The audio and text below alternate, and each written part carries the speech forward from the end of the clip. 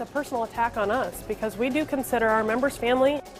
Right now on News 8 at 6, professional scammers, how police say a pair of thieves managed to steal from people at 3 area gyms without breaking a sweat.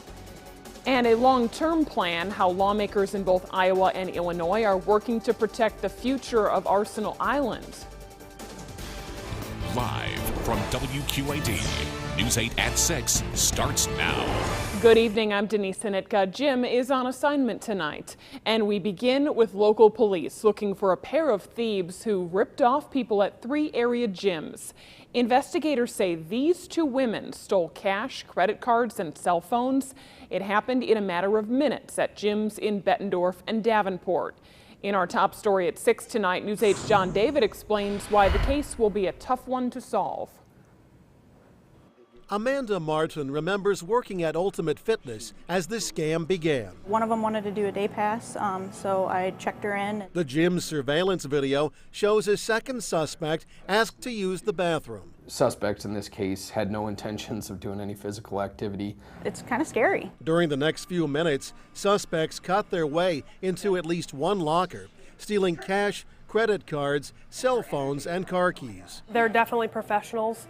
They came in, they had a plan, they knew exactly what they were looking for, exactly how to do it. Police say the pair moved on to this YMCA, using a fake ID to steal more items, then cashing in with stolen credit cards. One suspect smiles for the security camera before making the rounds. Police say they also stole items out of nearby cars at some stops. Unfortunately, in this case, there were people that did everything right, and unfortunately, we're still victims of criminal activity. The spree apparently started at the downtown Davenport Y before moving on to other gyms. They were there to go in and get their, to do what they were there to do as far as the criminal activity and leave in a pretty short period of time. From start to finish, the stop at Ultimate Fitness took just 7 minutes. Likely out-of-towners, they're probably long gone. It's a personal attack on us because we do consider our members family, and we don't want anything that terrible to happen to any of our family or our members. Members that now must be more cautious at the gym. In Bettendorf, John David, WQAD News 8.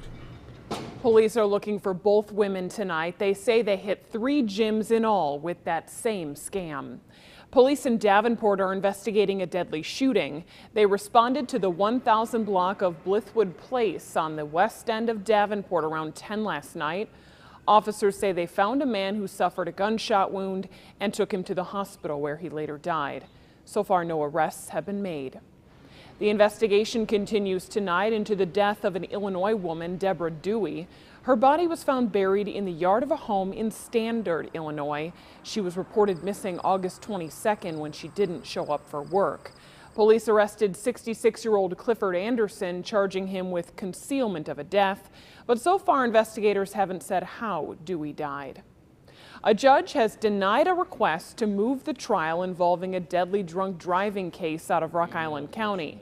Mitchell Gayer is accused of causing a crash 3 years ago, killing Jamie Seedham and Clayton Carver. Gayer made the request claiming that pretrial publicity would prevent a fair trial, but the judge disagreed. The next hearing in the case is set for Tuesday. People are outraged over the sentence handed down to an Iowa man convicted of sexually abusing a toddler. A Wapello County judge suspended Craig Grooms' 10-year prison sentence for sexually abusing the toddler back in 2014. Evidence in the case included video of the act. Though he won't serve any prison time, he will be on probation for 5 years and is required to register as a sex offender. There's now an online petition going around seeking to have the judge removed over the sentence. Office space on the Rock Island Arsenal could be leased to outside tenants. Illinois U.S. Senator Richard Durbin was one of the senators who introduced a bill allowing the leases in 25-year increments. Senator Durbin says the new bill could generate more money for the Arsenal and bring more jobs to the Quad Cities. We want to have an investment in the Arsenal that gives us a vision of looking over the horizon. So the Arsenal will not only continue to do its fine work, but also become a site for a lot of agencies to do their work for years to come. Senator Durbin says because of security reasons, they are looking at leasing out other government agencies. Illinois U.S. Senator Mark Kirk says he's in good health 4 years after suffering a stroke. In a letter from July, his doctor says Kirk has made a full cognitive recovery with some physical limitations. The doctor says Kirk continues to go to physical therapy, but he's unlikely to regain full motion of his left side. Turning to weather tonight, summer is refusing to go quietly, pushing those temperatures up a little bit today, but certainly nothing we couldn't handle. James Zahara in the Weather Center for us tonight. Hi, James. Here, Denise, on that. That's just for sure. Yeah, we had some added sunshine today. Bonus sunshine, I always like to call it, and that was enough to get those temperatures in the 80s. Normal highs around 78 degrees, so as you can see, we were well above that in many of our hometowns. In fact, got as high as 87 degrees over in Mount Pleasant. And the Quad Cities got as high as 83. Not much from that currently, 81. A lot of sunshine still out there with an east-southeast wind at around 9 miles an hour. Should be a pretty nice night out there, at least pretty nice evening, I should say. But I would say after midnight, heading just before sunrise, yeah, that's what we're going to be watching very carefully. Line of some pretty hefty showers and thunderstorms there. It may actually lose a lot of its punch before it ever gets here. Of course, the big question is, when will it get here? And yes, we know the timing of it. We'll tell you when it will be crossing over the river and what that means for our Friday coming up in just a few minutes. Denise? Thank you, James. The very first QC honor flight full of Vietnam veterans took off for Washington, D.C. this morning. There are about 100 veterans and their guardians on the trip today. Some say it's the first time they're being recognized for their service. News 8's Jim Mertens is taking us along on this emotional journey. We're at Arlington National Cemetery, the Air Force Monument, in fact, just outside the Pentagon. One of the holiest of sites in American history, of course. Very special memory for veterans. We have got people who are dressed in yellow. Those are your Vietnam War era honor flight members. And then you have the blue, which are some of the guardians who will make sure that these veterans are being taken care of. The things that people have been looking for, perhaps most important, was the Vietnam War Memorial. But the Korean War Memorial also left a real imprint on a lot of these people. And all of these memorials have a certain impact. You know what, Lawrence, I'm going to talk to you real quick. What did you think of this so far? I mean, this has been a really long day for you so far. Oh, yeah, it has. But I'm doing pretty good. I have my son to escort me all over, so it helps. How important is it to have this second generation here to witness this with you? Oh, it's very important for me to have him and with me and everything, so yeah, I'm excited about that. Yeah. Well, I mean, it's been a great day. The weather is just beautiful. It has been fantastic, and that's something that we really did plan. No, we didn't, but you do the best you can, right? James, we're really happy with some of the weather that you brought to Washington, D.C. area. You got to keep doing it for the Quad City area as well.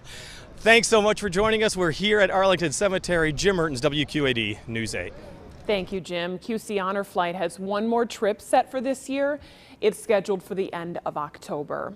Well, today students from Palmer College dropped off 2,000 donated school supplies for elementary school students in Davenport. The Palmer students say they stepped in to make up for the U.S. Postal Service skipping its annual supply drive this year. The college's philanthropy club worked to collect the donated items for Madison Elementary School.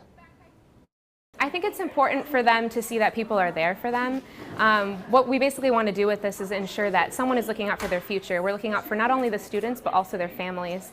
It seems like something so minor, just presenting school supplies, but really the school supplies themselves are working toward their future for a better purpose. Palmer College also provides health and wellness events for Madison school students all throughout the year. An urban farmer in Moline received money from Royal Neighbors to help build her farm. Today, Royal Neighbors presented Amanda Olson with $10,000. She's receiving one of 10 grants that the organization will be presenting across the country. Olson says she's been working on her farm since 2011. You have basically a fish tank, but this is just going to be a larger fish tank, and the fish are living in it. You're growing the fish, but at the same time, the fish excrement is what feeds the plants. Olson says she will grow seaweed in her urban fish farm. Still ahead here on News 8 at 6, back into the wild.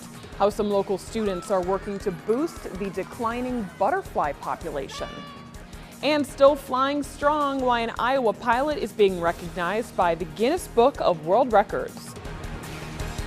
You're watching WQAD News 8 at 6 with Jim Mertens and Tamisa Nitka.